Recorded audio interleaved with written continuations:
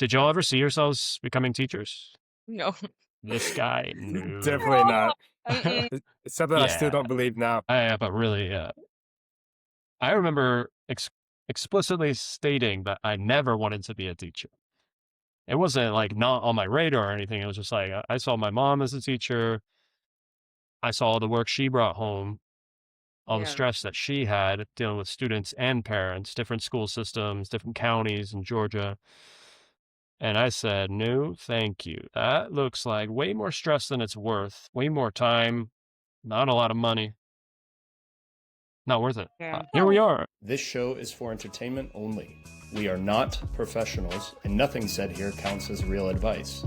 Beyond this point, what you do with the information we discuss is solely your responsibility. Please do your own research before making decisions based on anything mentioned in our chats.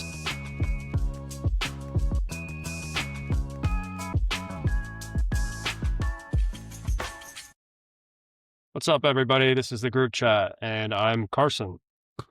I'm I'm Paulina. Brandon. All I'm Brandon. That's Paulina. Hey, right. Welcome to the show. we practiced. So we practiced that a few times, and we still managed to screw it up. So anyways, That's how we do. That's how we roll. You know, real. we roll like freaking squares, but here we go. Today, we're going to talk about teaching and education, seeing as we're all teachers here, teachers, tutors, the mix of all that. So before we get into our standard show, Conversation. we're going to start with a new segment. Today, it's the first time ever. It's going to be great. It's going to be the best thing ever. It's called Where I'm From.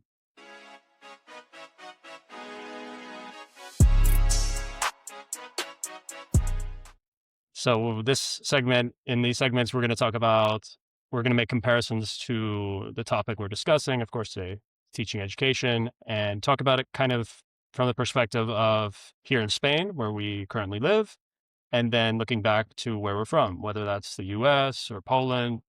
We have unique experiences there. So let's get into it. Where I'm from, it's quite different. I don't know about y'all, but teaching, schools, the whole ordeal is a bit different. Yeah. What comes to mind for y'all? Go ahead, Brandon, Paulina. you can start first.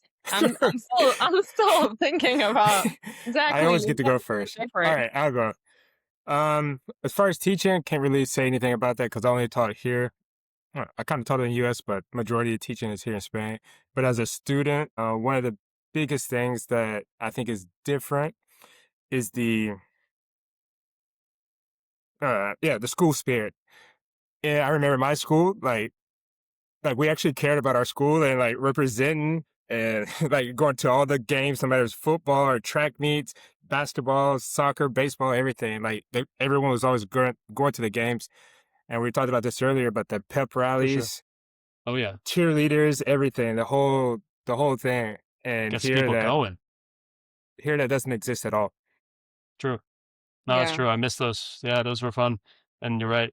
I haven't seen anything remotely like that here. So True. gotta say, Yeah. I can't it's a little share that strange. experience 100% because I mean my school was in the city, so like it's really difficult to have cheerleaders in a high school in a city, and I'm talking about like New York City and Manhattan.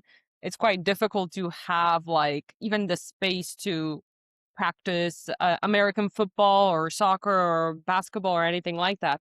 Um, However, yes, my school had their own mascot, they had their team, there were still games that people attended. So that aspect, yes, but we didn't have cheerleaders, funny enough. Huh. Well, Yeah, where's there the was no motivation? We had cheerleaders, dance team, everything. True. Same. Yeah, dance Same, team, same. yes. Yeah, Huh.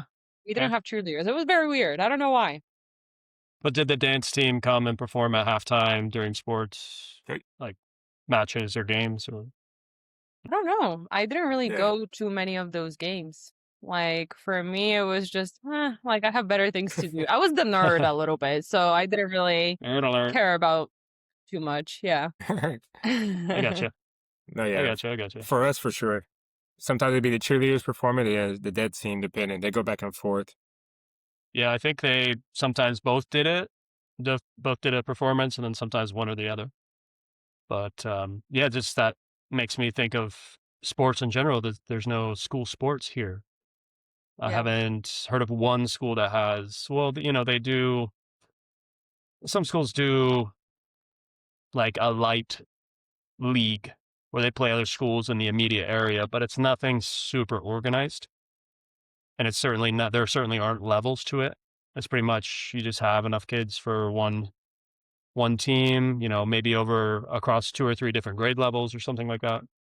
Yeah. But nothing on the level of the United States, like where we have volleyball teams, we have basketball, football, soccer, Everything. baseball. Like Yeah. in middle school, we even had a lacrosse team. Yeah, we Maybe had even a street lacrosse. hockey. We had a street hockey team. It's like none of that here. Like, who needs So that that's though? Like, who it's needs that? crazy, right? I think it's important. I think it It's makes, Saying, important, but so whatever sport you play, well, you have a team. You can go out and do your thing. yeah, all it right. Fun fact. encourages people to be more fit. So I think it's True. good. Fun fact. I was on a bowling team, so I can't say shit. And Bowling Tony team. still makes fun of me because I was on a bowling team. Like, it's not even Oh. an actual. Like, there's no physical exercise really with bowling. You push a bowl, you throw a ball, and that's about it. But I was on a bowling team and I didn't have to go to gym class because that was part of the gym credit. Like, legit, Uh, if you did dance or if you did theater or if you did bowling or any type of sport, you were like exempt from going to gym classes, to PE classes. You had like a waiver. yeah. And yeah, so or if you did like outside of school activities as well, and you could prove that you go to yoga classes or Pilates or whatever type of thing, you could be exempt from like the school gym classes. Hmm. I haven't seen any. Well, no, actually, that's a lie. We have seen something like that here, but that's in general, like you're exempt from regular classes. We had students like that. Um, That's a good but point. I was just thinking. I'm glad you brought it up. Yeah, I yeah, wanted to go into that. but um, but yeah, I was on a bowling team and I didn't have to go to PE classes. So That's wild. I know, At my, right? at my school, we in high school we didn't have PE because we were required to play sports. It's like you had to play sport for like on our school team, or if not, you had to do something outside of school. And Oh, so okay. we didn't have Huh. PE because all that time was dedicated to classes, and so you did sports outside. Interesting. Interesting. Jinx. You owe me a soda. You owe me some. You owe me a Coke because I'm from Georgia. So, no, we didn't. That's different from where I was, from where I'm from. So we had the school teams, and everybody had PE. It was usually split. One semester would be PE, the other would be health. I guess when we got to high school. Before that, you had PE, I believe, the whole school year. And I will say, after having been a PE teacher in Spain, the expectations for students way higher in the United States in terms of physical exertion. Way higher expectations, more mile runs, more drills, more timed events, just way more structure and way more demanding. So it's something I think is missing here, as well as what you said, Paulina, about the students, not the student athletes who are at a high level, not even having to go to school for any of their classes, not just PE, but no classes at all. That did not exist at my school No, and no. at any level, high school, middle school, whatever. I mean, the student athletes, we practiced every day. We had games on Fridays. We went to PE. We were never exempt from PE. If anything, the expectation was even higher for our performance. Like, if you start slacking, the PE teacher would be like, hey, am I going to have to talk to your basketball coach? This is unacceptable. Like, so just way different standard, at least True. in terms of PE. Yeah, and they had to, very often, for what I have seen, a lot of the kids that were on baseball team or soccer teams, they actually had to keep a certain level for like their grades. They couldn't get anything below a C or like a B minus in order to still be on the team. Because if they see that they're slipping up with their grades, that's Oh, that's because of sports. Obviously, that's not always the case. Um, it could be family issues or whatever other thing. You're a high school kid, like it could be anything. Um, Hmm. but they had it as that if your grades are below a certain level, like you can stay on the team for, I don't know, that semester until you actually, sort of go up, you Yeah. increase your grades and whatever. Well, So improve your grades. Yeah. huh. Something like that rings a bell to me, but I don't remember exactly what were the criteria or what was the system in place. But I Oh, think it we- was more or less a communication between the coaches and parents about needing the child to spend a little more time studying as opposed to going to practice every day. Maybe they miss practice once or twice a week to get a few extra hours or something like that. So maybe Hmm. like an unstructured, compensation. yeah. No, we had to have the grades. I can't remember what it was, but I think like a D, you're probably sitting out. You weren't going to play. Mm,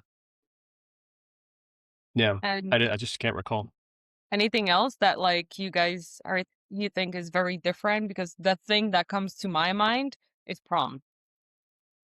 I don't think they have prom here in Spain. Not that I know of. Like they have the end of the year sort of like trips, which I think in the States also that happens. I remember my school had end of the year trip and we went like to We did. Poconos or somewhere upstate or no? Not down south. I Oh. don't think we did. No. I don't think You might so. go on a trip Maybe. with your friends, but not like the entire class, your entire Yeah. group going somewhere. No, not like they do Spring here. break '08, Panama City Beach. Shout out to those who are there. Y'all are the real ones. Oh, 03 for me. A three.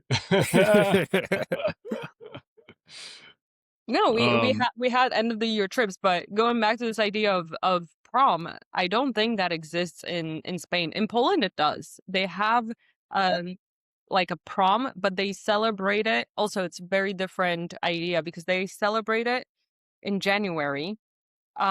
Because in May they write their final exams. So they call it studniówka, which means 100 days or something like that. And it's 100 days up until their final exam. So they're celebrating, like they get, all the crazies out before they have this time to study and prepare for the exams. wow. Yeah. Interesting. Well, So it's cool that they have something like that. Yeah. And they take it very seriously. They do like a whole dance as a class or like as a grade. They prepare a Hmm. dance, they go to practices and it's beautiful. I Huh. didn't have one because I didn't study in Poland, but Yeah, I was it's gonna say. I was wow. gonna ask. Oh, Yeah. cool.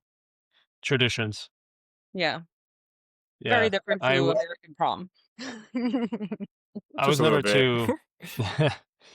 We just, at some point during the dance, get in a big circle and everybody just take their turns, giving it their best. Showing off their best moves and Yeah. shit like that. But Yeah. So, so what anything else? else to this I segment was I or was thinking lockers and time between classes. I remember in high school we had 7 minutes between classes. Between second and third period, we had 10 minutes. I also would sell the best cookies. They were homemade, hot, soft, just two for $1. $1, people. Um, I would get them almost every day. I'm a cookie monster. What can I say? And just having that time to go to your locker, to have a locker where you could store your things, change your books out, grab a notebook. I don't know, maybe you have a snack there you want to grab between classes. Maybe you need to hit the head, go to the bathroom. Like normal things that students need to do, everybody needs to do, and they shouldn't have to interrupt class. So that Yeah. that structure way more effective. And just you learn a little bit about time management even in those seven No. minutes. No, you learn Just a lot about it. I Oh think it yeah. helps you.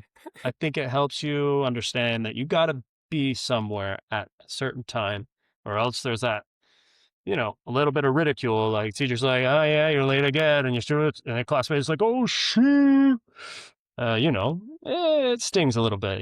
Once or twice, you're like, okay, I think I'm gonna shape up, get to class on time. Yeah, I was just late to my regular like first 8 a.m. class because I was waiting, at a coffee cart and I was just trying to get my coffee. I'm walking with a coffee. And of course, same idea. You're like, oh, so you're 5 minutes late. Where were you? And it's like, No, it was the train, it was a train delay. And like, yeah, the train delay, you got a coffee? Yeah, I was already late, so why not?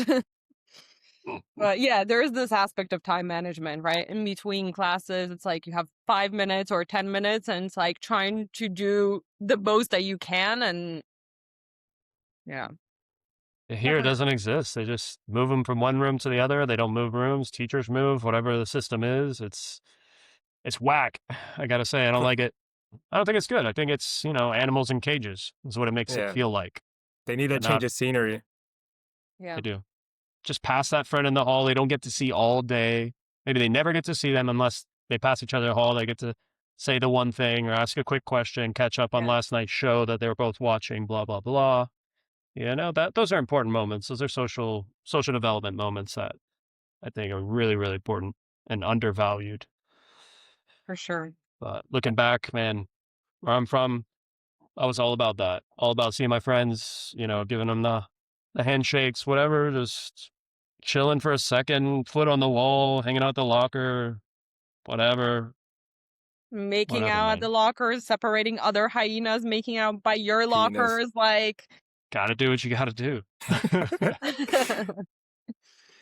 we uh, have we had 5 minutes in between classes, but we also had like a campus, so we had different buildings we had to go to. So sometimes you didn't have any Yeah, time at all because you had to run to the other building true. because if you were late, the teacher locked the door and you couldn't go in. So Ooh, locking the door.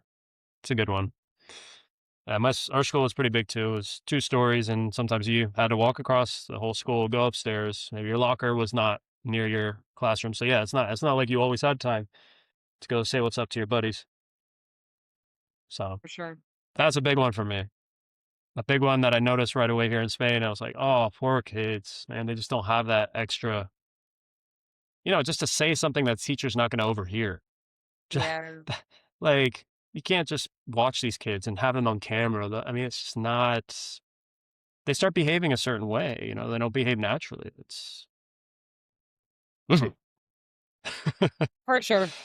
what else? Where I'm from, Would that be all? I think that's it for now. Yeah, I'm those sure are the there's big always ones. something else, but Yeah. Great.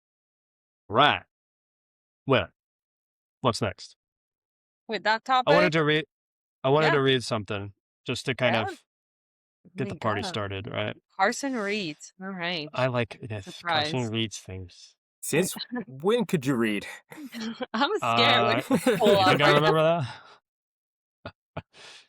that? Okay.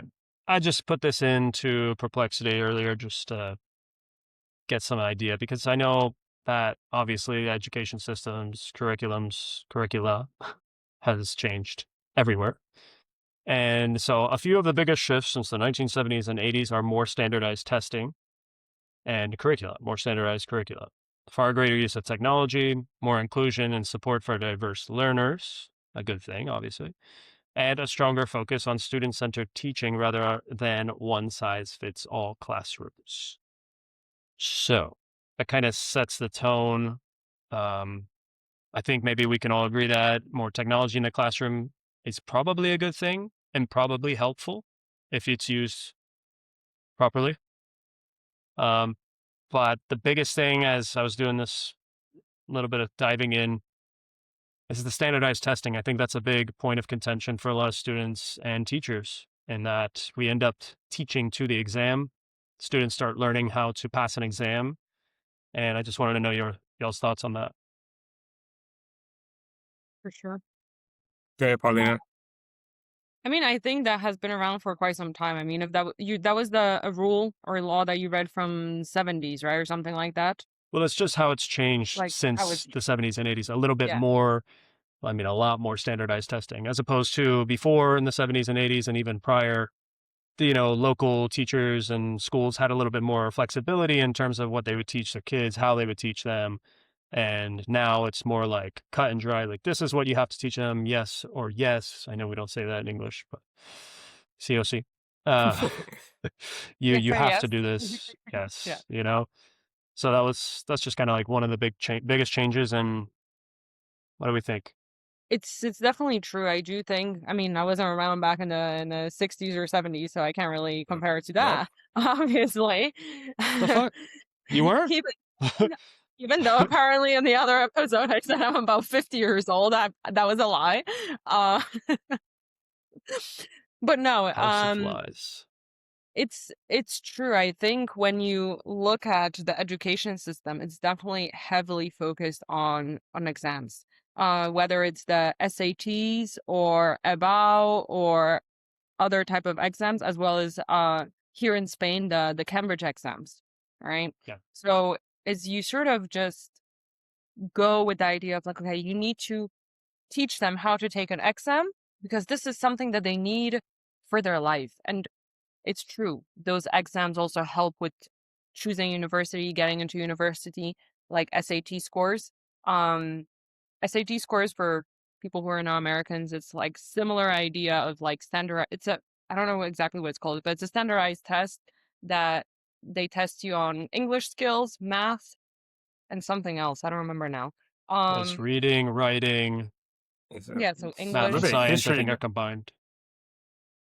yeah, and Is one there of some history there? others, maybe, possibly.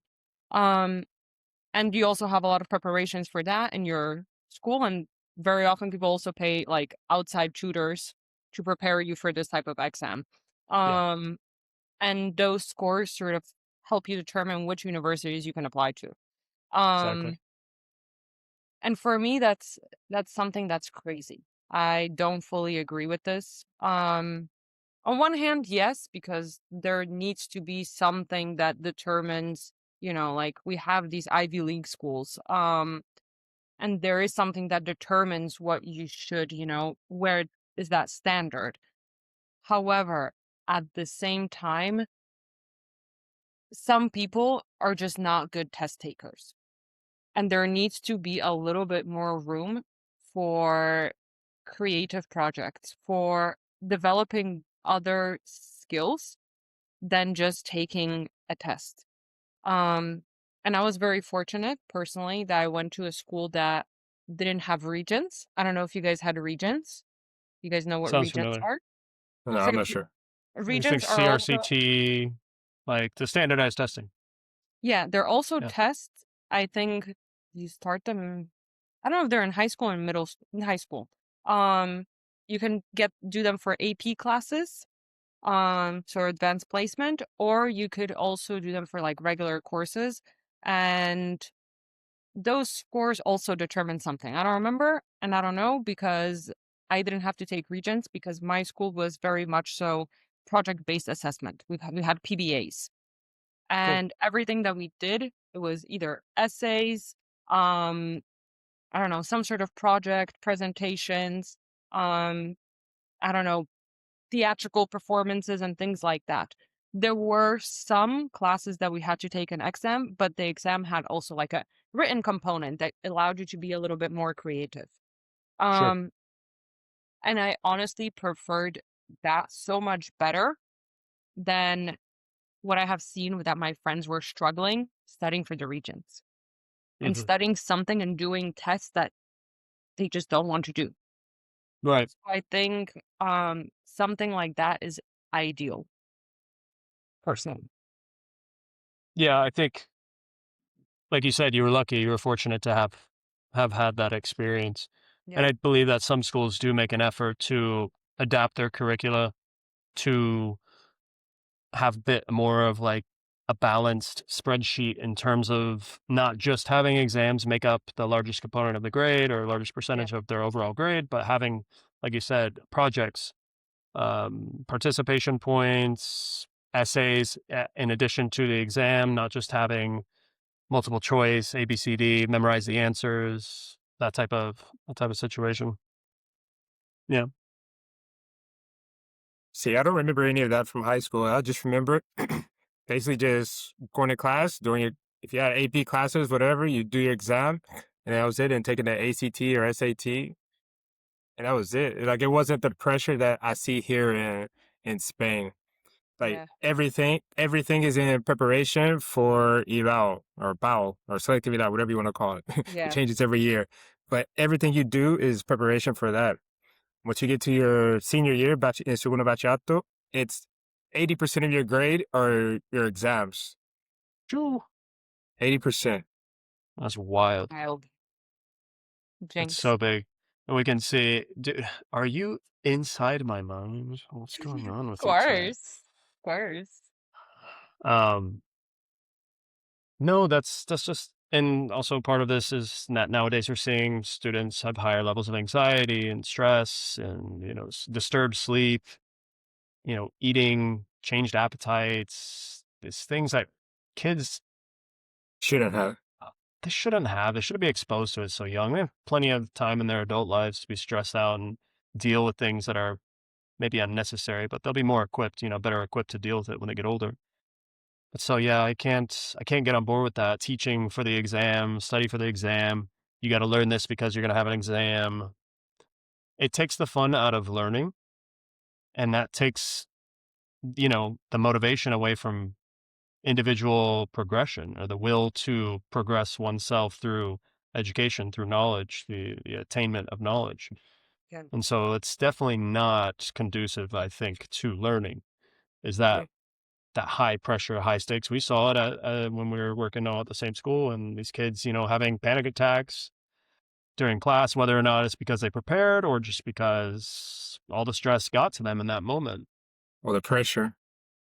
A lot of pressure, a lot of pressure to perform on Or an exam other that, students, sorry, are there students not having panic attacks, but just not giving a shit at all because they have other more important subjects to worry about because they're going to be writing an about for that subject rather than whatever other subject that you're teaching.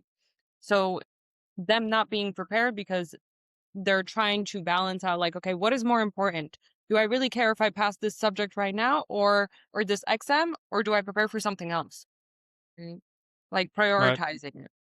Yeah, it's just a good skill to learn, of course. Yeah. But is Then it on that, yeah. No, Brandon, no, what's go up? ahead. Go ahead. Yeah. No, no, I was just laughing because, yeah, it's good for them to prioritize, but on the other side is when it's your subject that gets True. forgotten. Yeah. Exactly. Yeah. Um, but then I know we're past our segment from earlier, but here, and I can't speak to all the public schools, but I know that the private school, and at least in private schools, and some of them, if not all of them, you have so many retakes if you don't do well on the exam. And this may just be a normal, subject exam that you have throughout the trimester or whatever. But I think that really discourages students from preparing and time managing properly. They're just saying, oh, well, if I don't do well, I can take it again at some point. Yeah. What is that? That's what I explained to my students is like, if you didn't pass, you had summer school. Summer school that's what it was. You go there in summer to class. It's like, there's no Yes. other option. It's not, oh, let me have 27 retakes to see if Yeah. I Yeah. can pass this class. No. If you don't pass it, all right, see you in a couple weeks when summer school starts. And yeah, Sure. it's the fun killer is, oh, I can't hang out, friends. I have to go to summer school because I failed math because I didn't take it seriously. Okay, I learned my lesson. Guess what? Next year, I'm going to get the help I need. I'm going to stay after class. I'm going to get a tutor. I'm going to make sure that I at least pass the subject. And I don't see students having that kind of motivation, Worries. Yeah. just that No, discipline. And that's a problem. For sure. very much so. And with the retakes, did any of you guys ever like have you guys gone to summer school? Did it happen I to feel you like guys or no? I had to once. I feel like it was math. I gotta ask my mom about this because I remember going somewhere, but I don't remember going for a long time. Maybe it was like a week, 2 weeks. It wasn't very intense if that's what it was. Okay. Yeah, there's a place in my mind, but I don't. Maybe I'm confusing things. Sometimes your memories get fabricated, but it's possible. I do know that I had a tutor for one subject in high school, physics. I just couldn't wrap my head around it. I don't know why. I would see the problem and I couldn't visualize it and couldn't apply the correct formulas. I just didn't. There were things I wasn't getting. It was like the steps were not as straightforward as in just standard like math classes. So I did have a tutor once. Fun. That's another thing. For example, I never took physics. I didn't need physics, so I didn't take it. Yeah, same.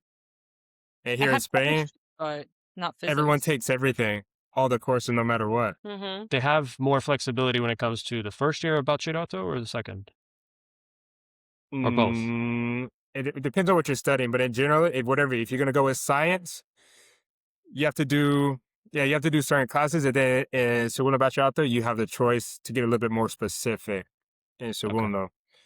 In social sciences, it's the same. You have a little bit more option in the second year. Okay, that's what I've heard. That's what something. Yeah, something I've Very heard. different system. Yeah. For me, Okay. it's very different system. I mean, I had from freshman year, we could choose our electives. Like we would have our like regular classes, and then we could choose like 1 or 2 electives, I think it was. And then like I think once you got to senior year, you had like the core classes, which is I don't know, like English, math, and history, for example. Um, and then you could choose your like science electives, you could choose technology, whatever, like theater, whatever you wanted. Like Mhm. you had the freedom to choose what, like you would put numbers, which one you prefer to be your like first choice. And that's that. Like you would get your electives. Yeah, I remember having more freedom for sure. I was always encouraged by my parents to take AP classes, but I personally wasn't really into school.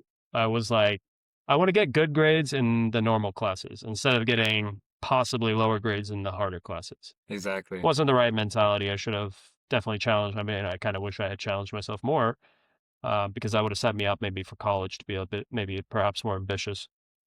But hindsight's 2020, you know? But we did have the options. And yes, you could choose a language. Spanish was taken very fast, so I started with French. I continued with French, 4 years of French. And so Oui, oui. yes, that could Oui, oui. so that could serve Bonjour. me well if I choose to go back to studying that. I'll definitely remember. I heard some the other day and I understood almost everything, surprisingly. So anyways, the point is you do have more freedom, control over what you're doing in high school, not absolute control. Obviously, there were still you did have to choose a math, you did have to choose a science, Yeah. at least in my school. Um, did y'all ever see yourselves becoming teachers? No. This guy, no. Definitely not. Mm-mm. Hey, I don't know. No. It's something I still Yeah, don't believe now. but really, I remember explicitly stating that I never wanted to be a teacher. It wasn't like not on my radar or anything. It was just like I saw my mom as a teacher. I saw all the work she brought home, all the Yeah. stress that she had dealing with students and parents, different school systems, different counties in Georgia. And I said, no, thank you. That looks like way more stress than it's worth. Way more time, not a lot of money. Not worth it. Yeah. Here we are. Exactly. It's like my family, like they still can't figure it out. They can't believe it. Of all people, like I became a teacher. It's like really, like the little kid that doesn't talk, like he's a teacher. Like how does that class work? Now Yeah. look at it. Doesn't I Was mean, you it just get in the works classroom and somehow, stare at right? the I kids? mean, like, sorry. It works somehow, Brandon. I mean, No, yeah, no. It's as honestly like when I'm in a classroom, I'm a completely different person. Where did that person come from? I don't know, but You he's created there. him. He's your He's there. character. Yeah. That's cool, man. sorry, Carson, you were saying, we said something at the same time. That's just happening today. You and I are on the same wavelength, so it's a good For thing. real. Right? For Like, real. there is something here, like, Like, I don't know. It's like we're yeah, friends or something. I don't know. maybe Can't put just my a little finger on it, bit. but no, great minds think alike. Uh, Yeah. yeah, we transformed ourselves, right? I mean, I didn't have many options when I came to Spain. In fact, I came to Spain under the pretense of being an auxiliar, an assistant English teacher. So that was my first job before I even came here. It was decided for me that that's how I would work my way into the job market. And so it just naturally became, this is the thing you're doing, and you get better at it, you practice it, and eventually you get accustomed to doing it. And I won't say that it's the hardest job I've had overall. In some ways it has been. Maybe that's not the right way to go about it, but it's not all that bad, I should say. There are rewarding moments, Yeah, and if you really enjoy your coworkers, like you guys, made some great friends out of it, so I can't complain. definitely. You know, who you work with matters the most. Who you work for, of course, matters. If you can at least somewhat see eye to eye with most or all of those people, then it makes the experience way better. Yeah. And having some flexibility in what you teach and how you teach is huge too. And I did have that, at least in my first year, I definitely had that. And even in my second year of teaching, I had that. And so that was nice. Not strictly, you must do this all the time. There was a little bit of leeway. And I think the kids enjoyed it that way. It wasn't so cut and dry. They weren't always expecting the same thing. And sometimes it's good to just be a little surprised, keep them on their toes. Yeah. Yeah. I wanted to say this. You were talking about rewarding moments that happen. So obviously, a couple weeks ago, I was on a cruise with the students, with the seniors that graduated. So Right. that's why you weren't here. Act like you didn't know. And I was sitting next to a student on the bus. As I don't know, we were going. I think we were in Italy, and we were talking just about music because he likes music, he likes like hip hop, rap, and everything. We were talking about different artists and different albums and things. And we started talking about Jay Z. Talking about Jay Z, and I was like, yeah, I was like, well, I like The Blueprint. That's one of my favorite albums of his. And we were just going about different things. And then later, when we went to France, he actually went to he found a CD shop and bought it, The Blueprint. Hey, look at Aw. that. And he gave this to me on graduation. Like he was graduating and Aw, he gave me a gift. Aw. that's awesome. That's very That's sweet. awesome. So that was one of those rewarding moments. Like you see, there are good people, good kids, and Yeah, it gives you a little bit of hope for the future. Yeah. sure. Something to remember him by. Definitely. That's cool. That's cool. And just those, for me, also those moments of when something clicks with them, when you see them have that aha moment, and you're like, aha, yeah, you see it, don't you? And it just, they can't, there's no going back at that point, and you know that they're better for it. And you don't have to take the glory. You don't have to say, oh, I'm the one who showed you the door for you walk through it or whatever, all that shit. It's just rewarding to see it. And you see somebody learning and having a positive impact on them. Can't really get that a lot like you can in teaching, I should say. No, it's definitely the rewarding moments, but it's also this idea of like, as Carson said, that like little moments of the aha, like the light bulb where the gears are turning, right? Um, right now I currently work with mainly adults. So it's different a little bit, because I'm usually younger than my students. It's funny. It's like the roles are sort of like are supposed to be reversed, right? Like technically my teachers should be older, right? But a lot of my students are in their 40s, 50s. So they are the ones that are older, but they're still learning. And like the moment that you see like that as someone who is younger, that you're still able to teach something to a person that is almost sometimes like double your age, right? Almost. It's like incredible. It's it's a completely different feeling that like I didn't experience that when I was teaching kids because teaching kids or teenagers is also different, like they hear one thing in one ear out the other, they forget it the next day, they don't really care about it. right? And they prepare for an exam and that's it, and they forget about it. But with adults that actually want to learn, they hear it, they pay attention, they will repeat the word, they will bring it up the next class, and they will actually like, oh, Paulina, remember that time when you told me about this thing? It's pronounced like this, right? Or this is how it connects. And or like, oh, I've watched the show and they use this phrase that we have seen in class. And I'm like, yes, thank you. So it's a different type of rewarding, but For sure. No, for it's sure. They're it's listening amazing. more. Yeah, it's They listen amazing. at all. Yeah, Yeah. just period. Yeah. And It's true though, it's period. not to like shit on the young students, like when you're a teenager, you have like so much happening in your life, like all the friend Yeah. drama, all the boyfriend, girlfriend, whatever drama, uh, drama with your parents because they don't let you go out because whatever, um, everything, right? Like your hormones are all over the friggin' place. Um, it's true. We're laughing, but it's true, right? Like I remember when I was a Yeah, teenager. Um, so I don't really like for me it was okay if they don't want to hear this, they're not gonna listen. Like if they're not in the mood, it's gonna be in one ear out the other. right. Um, it's a very different type of teaching and learning when you work with teens versus when you work with adults. Totally. But but also with you, Paulina, teaching English at our school because the English level is so high.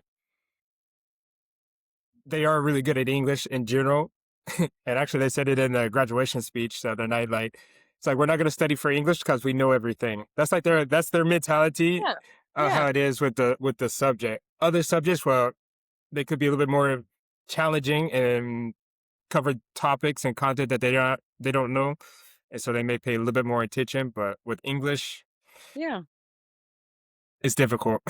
exactly. And literature aspect of it, like sometimes the books that we had to teach, I was just like, really? Why are we teaching?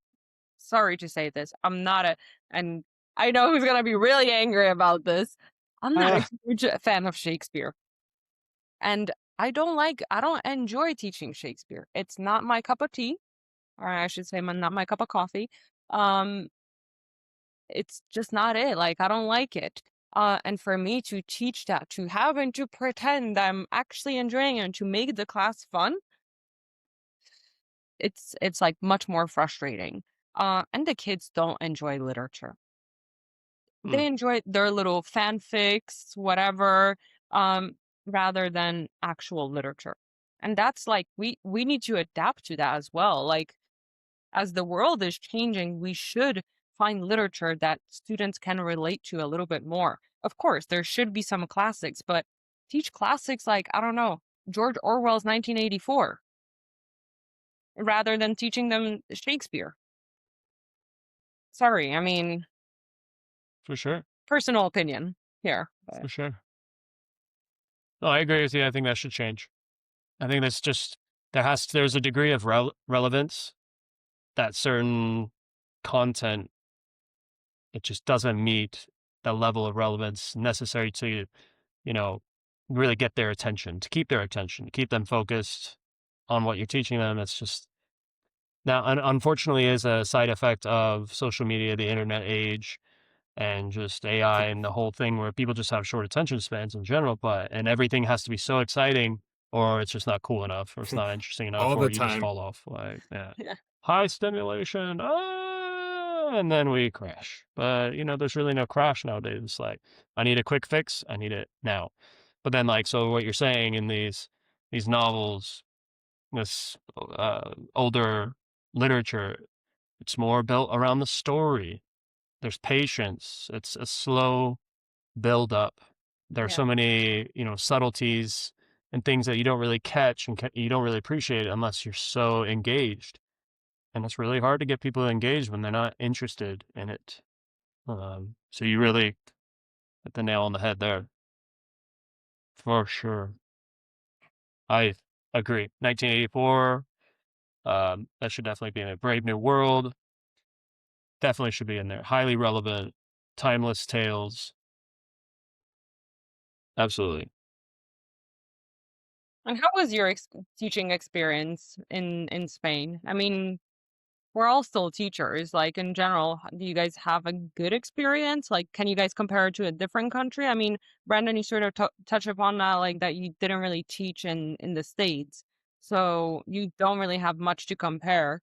Um, what about Carson? I've only taught here in Spain. I was a personal trainer in the US, so different kind of teaching. Yeah, I can't directly compare it. Um, but what you did say about kids versus adults is huge. Um, so no, my overall experience in Spain, I would just have to say teaching in general is that it's really important that you're passionate about helping young people become educated and informed as they get older and meeting them, like you said, like you brought up very well, Paulina, that hormones are changing. They're having this identity crisis to some So many extent. things. So many So things many going on. things. Their life is so everything. crazy, even though it's not, even though really it's not, but in their minds it is. And so Yeah, their reality is such. Um, and so just it really pays to appreciate the process and to reflect excuse me, to reflect on your adolescence when you're teaching teens or your childhood if you're teaching younger kids and just kind of meet them where they are. So that was eye opening, and I think that helped me appreciate the process more and put less pressure on the students and of course on myself. And just try to change the way that I would see teaching and methodologies and stuff like that. So yeah. fair.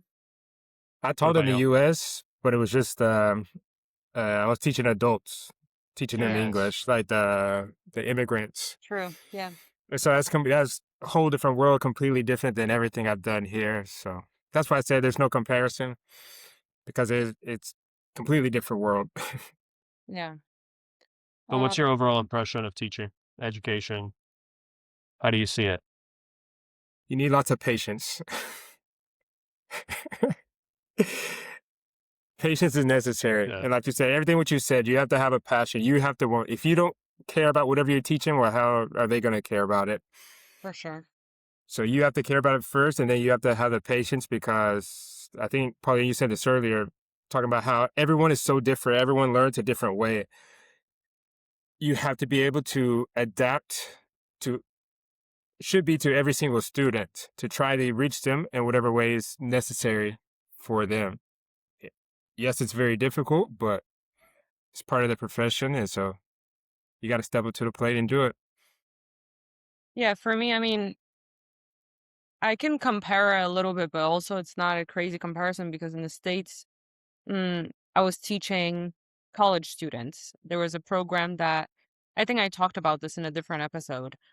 Yeah. Um, that was sort of like doing like tutoring services for art history and English composition and a little bit of French, if I'm not mistaken. I think it was French 101. Um, So that's for students that needed that help. So like if you knew you needed that help, you would go to the center and that's it. Like those people wanted to be there. Like they chose to be there. Um when I was working at an academy in Poland, I was working in two different academies. Um Same idea. Like those people pay money to be there, to be at the academy, and they were usually adults. Majority of them were adults or already like, I don't know, 17-year-old or 18-year-old. So they usually have their own money. I mean, maybe not the 17-year-olds, but it's usually also their choice to sort of continue learning uh for, I don't know, to get a better job or to get into university or whatever the type of thing it is. Um so it's slightly more difficult to compare teaching in an academy rather than teaching at a private school. Right? And versus what I'm doing right now, which is like freelance, right? It's like I'm my own boss. Like I decide what I want to do and who I want to teach and like my hours La, sometimes, la but jefa. it's yeah, la jefa. It's very different, right? Um so all of my experiences have been very different and I don't think it's a cultural thing. It's just the places in itself. Yeah. Cool. Yeah. Yeah, you see such a variety of students the longer you're teaching. And Mhm. Brandon, like you said, you have to adapt your style continuously. You have to give each kid a chance, each student a chance to hone their strengths and discover their weaknesses, and also let them work in a way that's more or less natural to them, that still pushes them, so they strive for improvement, but not always relying on tests if you have the freedom at your school to change your grading structure, things like that. So And speaking a of good teachers, experience. Carson, I can see your face got brighter. I can see.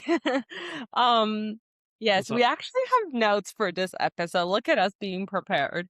Um, but that's to All right. Carson. And I think Brandon, you also put something here. So, No, um, no. okay. So I have something Brandon, else. all right. Carson, you wrote a question here of which of your teachers made a lasting impact on you, as we're talking about teachers and teaching.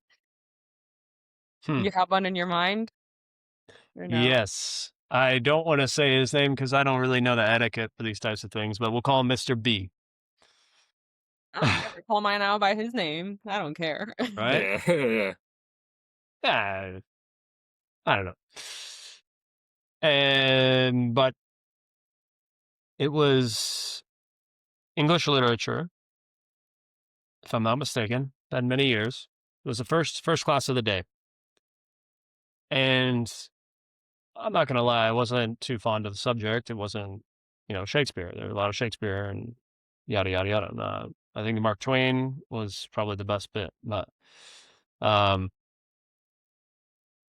right, he just seemed with it. He seemed really excited about his job. He really put some thought into it.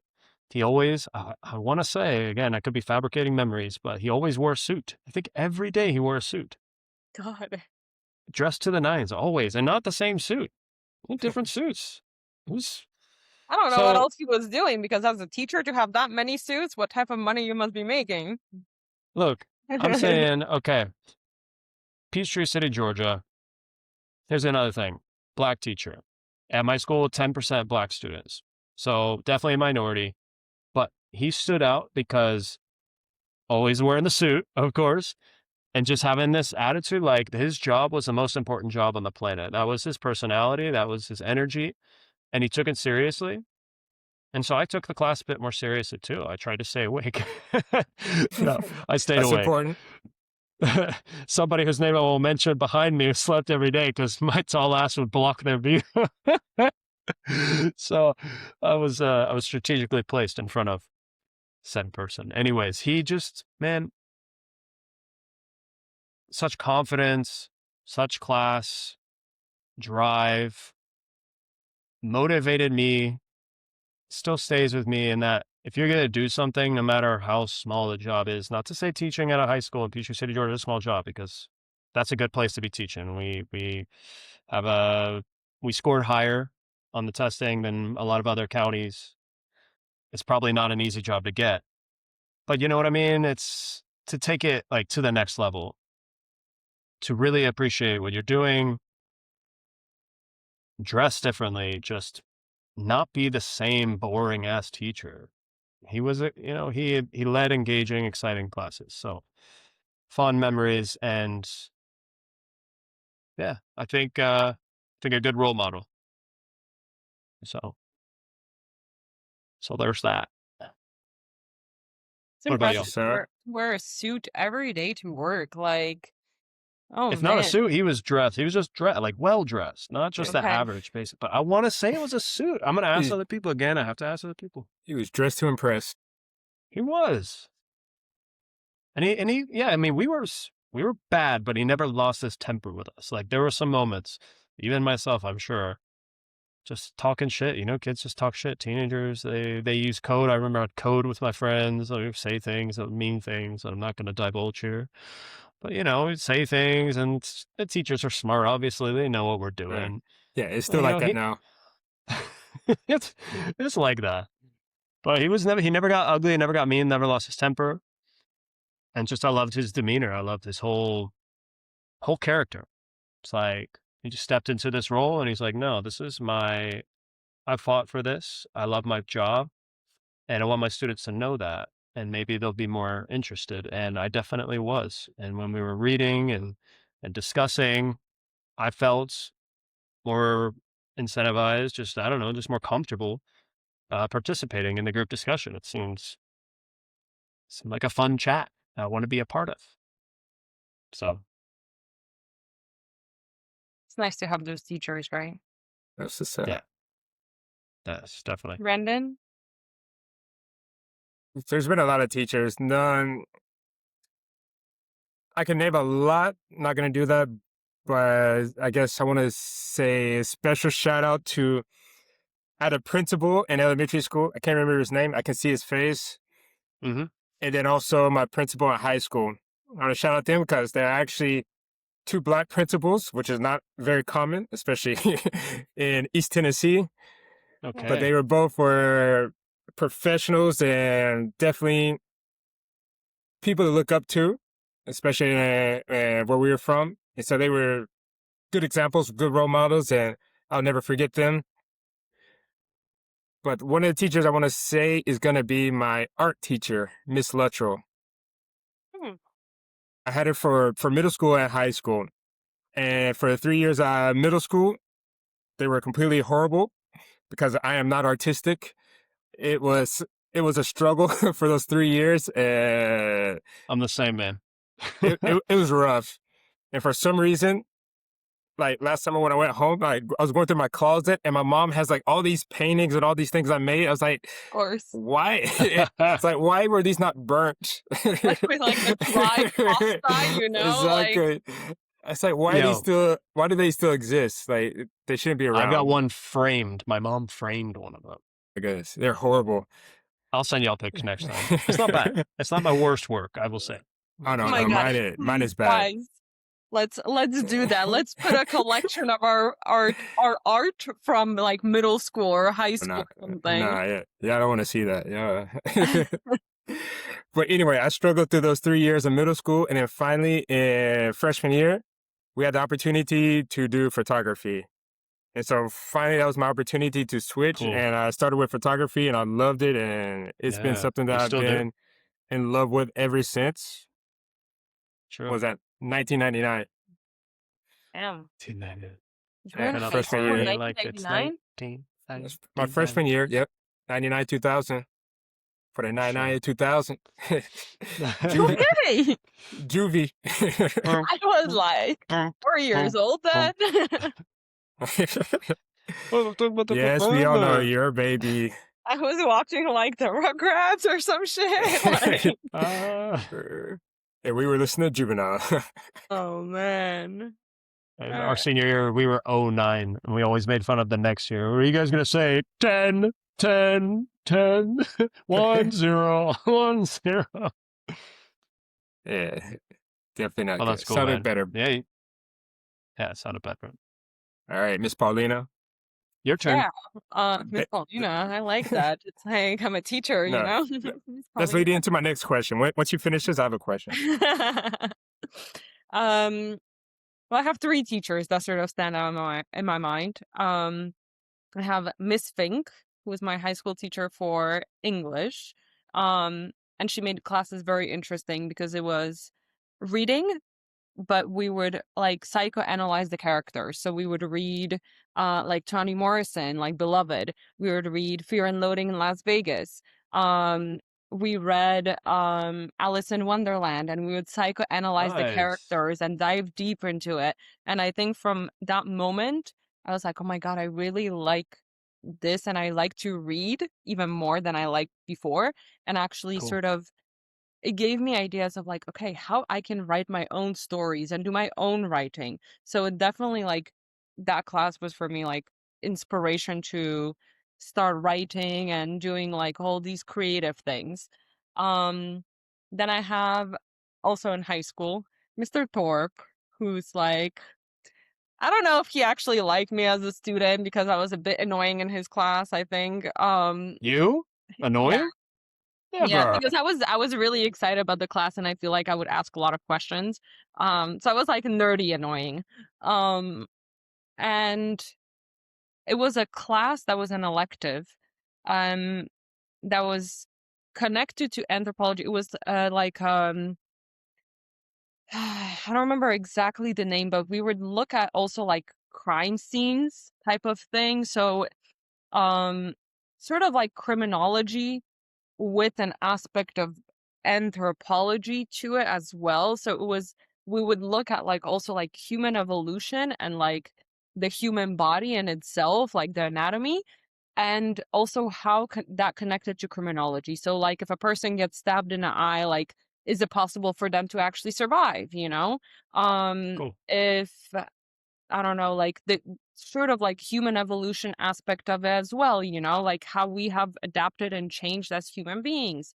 Um, and that class later on, when I had to choose my degree in at university, I studied anthropology because I was so fascinated with how like that class looked like. And before I decided to go to university, I was looking at studying like criminology, psychology, or anthropology because of that one semester class.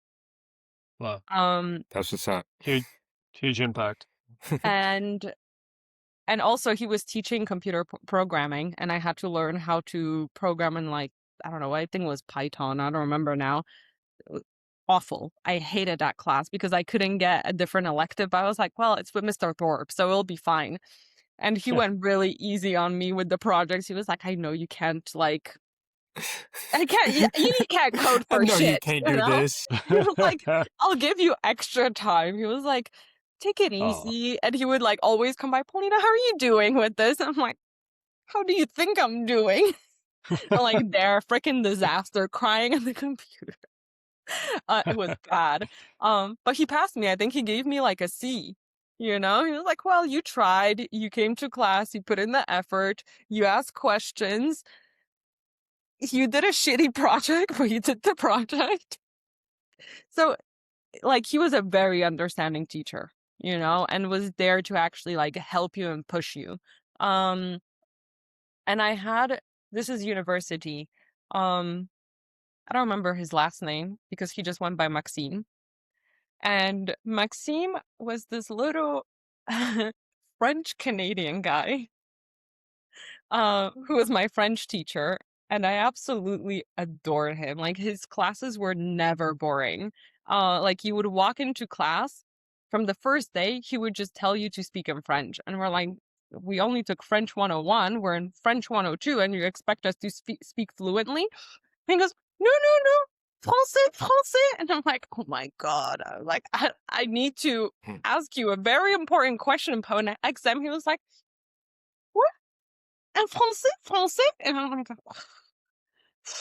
and after a year, I spoke like amazing French because he like pushed us to actually just speak French all the time. We watched French movies.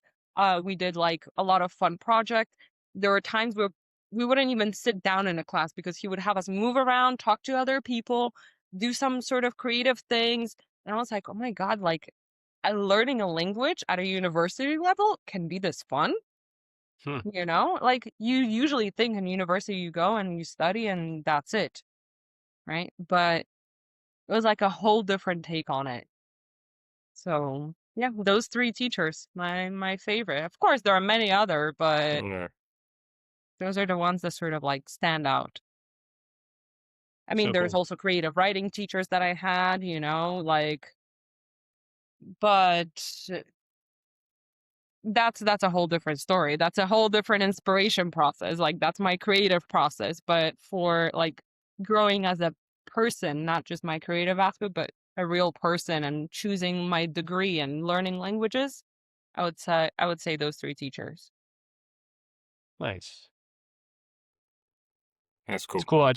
I love seeing people who love their jobs, Yeah, for sure. and teaching. It's just crucial. You're gonna lose students. You're never going to get them. You might not be able to lose them because you never had them. But these things help build. These lessons that we learn help build our character. They give us motivation to keep learning later in life, Yeah. and they make us appreciate the people who have put in the work and Yeah. who just think outside the box. And it's not just here's how you get your grade and do it. No, let's change the lesson. Let's modify it. More group activities, more projects, more hands-on. You're not just going to read the book, take notes, copy, copy, copy, regurgitate on exam day. There's more to it than that. You got to give people a chance to process it their way and give you their version of it and not say it has to be like this or it's wrong. And so the great teachers out there, we appreciate you. We're thankful for you. Yeah. I want to say something about that, and then Brandon, I know you had a question. We'll You get did. back to your question, but I'll respond to what you said. It's great, and I wish we could all do that, right? However, sometimes It's difficult. it's difficult It's because extremely difficult. you have a specific format that you need to follow, like a syllabus or whatever, and you have to follow it, and you don't have enough hours in a day, or you don't have enough classes, or there is an activity or whatever. And it's like, how am I supposed to fit, I don't know, 3 reading classes or 2 reading classes this week when one day they have some sort of activity and another day have a day off? For And it's like sure. you sign up for homework and they don't read it. Yeah. So I wish I could be, or I could have been more creative with my students. That was like, I would love that. And I feel like with my students now, as like teaching freelance, my classes are pretty creative. Of course, there is the aspect of grammar and listening and whatever, but I also try to make them more like personalized to see, okay, this person learns in this way. Yeah. They will like this method. Let's try it. Let's try this. Right. But the groups are also much smaller, Yeah. and And that's in a world of schools a it's different. difference. Yeah. Yeah. Exactly. Like we have some classes now that are 26, 27, 28 students. Yeah. It's a lot. It's extremely difficult to cater to everyone's needs. Yeah. When there's so many needs, everything is changing. Every year there's new things that you have to adapt for the students, and it's difficult, but we try. Yeah. Brandon, going back to your question, Carson, if you don't mind. No, All I right. want questions. Why would I I don't know. mind? What are you talking about? No, I think this be a good question. Kind of it goes along with what we were just talking about with the teachers. But how do you all feel about how teachers are viewed in comparison to the U.S. and Spain? Because, for example, when I was in the U.S., like every single teacher was Mr. So and so, Miss So and so, Professor, Doctor, whatever, high school, middle school, elementary, university, everywhere. And then here, it's just like whatever. Yeah. It's like your first name, Brandon. Like the kids have nicknames for me. Like they call me Brandy. They call me anything with a B and a Right. R. Well, they call me Jamal. everything. They They call you also call me Unc. Jamal. Also everything, whatever. It's just Jamal. so much more informal than what we had in the U.S. Or at least what I had in the U.S. I don't know. What about you guys? Yeah. Mixture. Huh? Right? I definitely, obviously, elementary school, like it would be Miss or Mister or Mrs. High school generally also was like Mr. or Miss or whatever. And maybe there was like 1 or 2 teachers that went by like their first name or just their last name without a Mr. or Miss. University level, a lot of them that I had, at least in the States, and I want to underline that in the States, they would either just use their last name or their first name. So, for example, Maxime, I don't even know what his last name is. It was Maxime since the first day. But then you would have older teachers that would be like Miss whatever, whatever. And then you would have generally it was the younger teachers. Younger, I mean like in their like late 30s, early 40s, that would just be like, hey, I'm Maxime, I'm Bettina, I'm whatever, like, and it would be fine. but the older teachers generally be like, Mr. blah blah blah. Um, in Poland, um, they're very, very picky about this. Um, it was a huge culture shock for me when I started university. Um, because I never studied in Poland except for when I was a kid, which everybody was Miss or Mister. But university level, you have different type of titles. You can have some people just Yeah. go by Mister, then you have professor, then you have doctor, then you have whatever. And the doctors, they will make sure that you call them Doctor blah blah blah. Like they earned that title and you're gonna call me a doctor. I'm a professor, I earned that title, you better call me professor. And if you slip up, if you call a doctor a professor, vice versa, or whatever, you call them Mister, oof, you'll get grilled. Like they will look you up and down, or they won't even respond to your email. I had a case where we had a doctor, sorry, that didn't respond to an email because my friend addressed him as professor. And I was like, what? Or That's like just stupid. addressed him as Mister or something. And I was like, what? For me, that's insane, you know?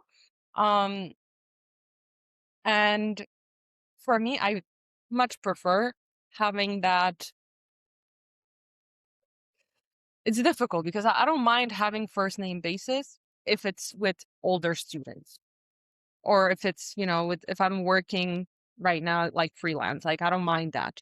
But I think if I'm working with teenagers, I would definitely prefer Miss and probably my first name because my last name, oh my God, I don't know who's gonna pronounce that. Um, so something along those lines, I would say. But in Poland, they're very formal about that still. It's very rare that you find a professor that you can just call them by their first name. Of course, you have nicknames for them and whatever that they don't know about. Right.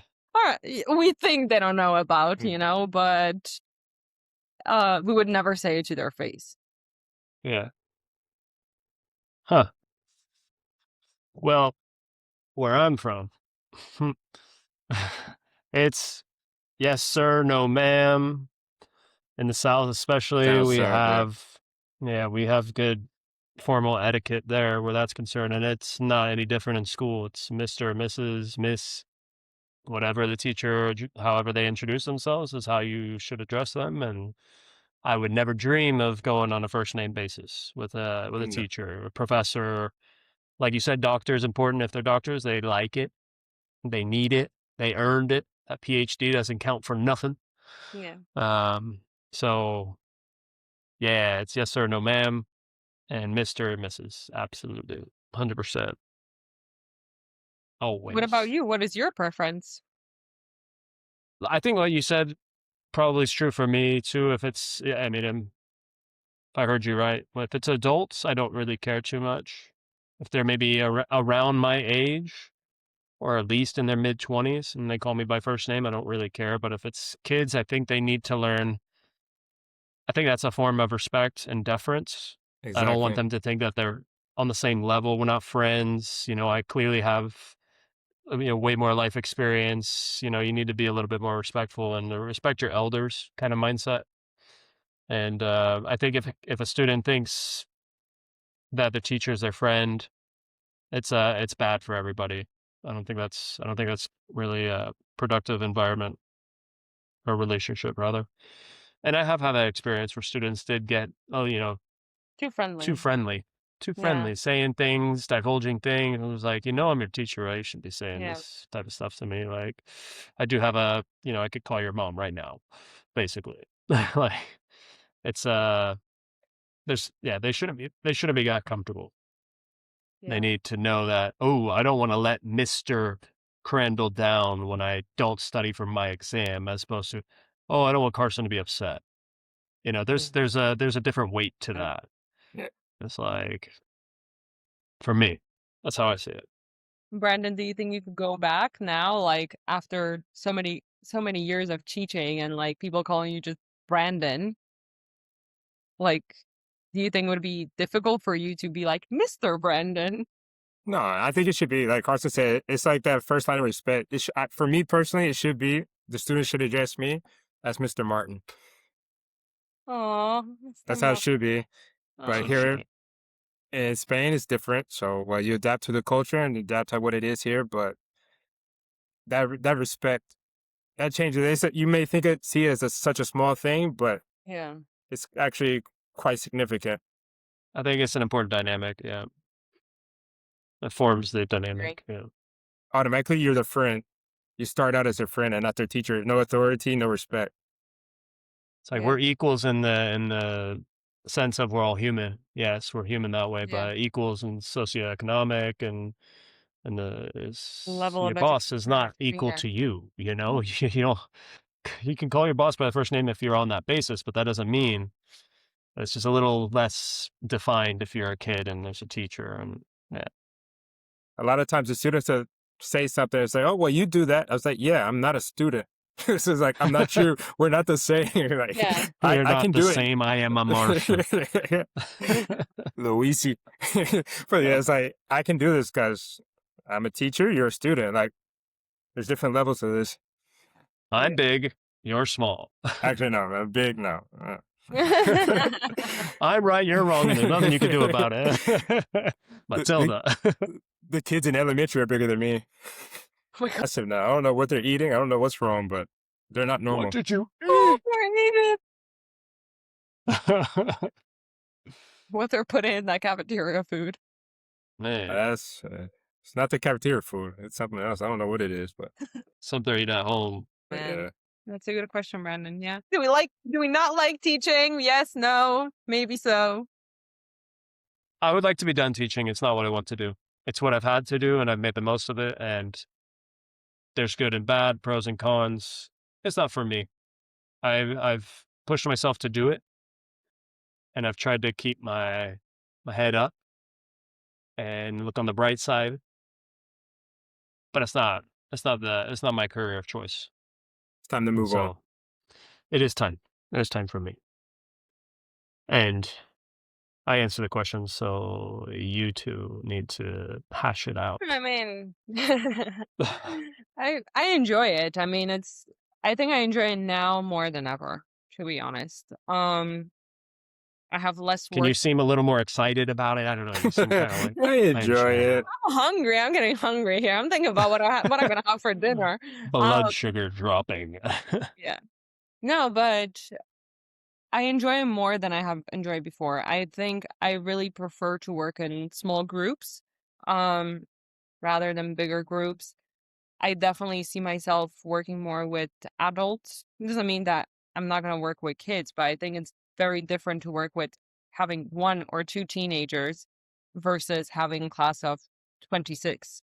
Right? It's sort of like a little domino effect. If one does something, then the other one doesn't, and the whole thing sort of just falls, right? Mm. So it's a very different sort of experience, and I enjoy it. I can see myself doing this for a couple more years, definitely, and we'll see where it goes from here. I mean, still quite young, so maybe in 5 years I'll have a little bit of identity crisis like Carson and like Mr. James over there. And You're not that young. Not anymore. I mean, You were when we first met each other, but now Times have changed. we're in the same 10-year frame, decade, whatever. And now what? And now what? I'm old? Huh? You calling me old? I'm saying you're getting older. You're moving up. What you mean? I'm still 25. What you mean? I haven't aged a bit. The bad days. The good days are really good. And like, when you have those good days of teaching, like honestly, there's nothing else I can imagine doing. The problem is those days don't come very often. The bad days are very very very common because there's just so much to do. There's so much, like, the teaching profession has changed a lot. It is very difficult. It's mentally and physically exhausting. And it takes a toll on everyone.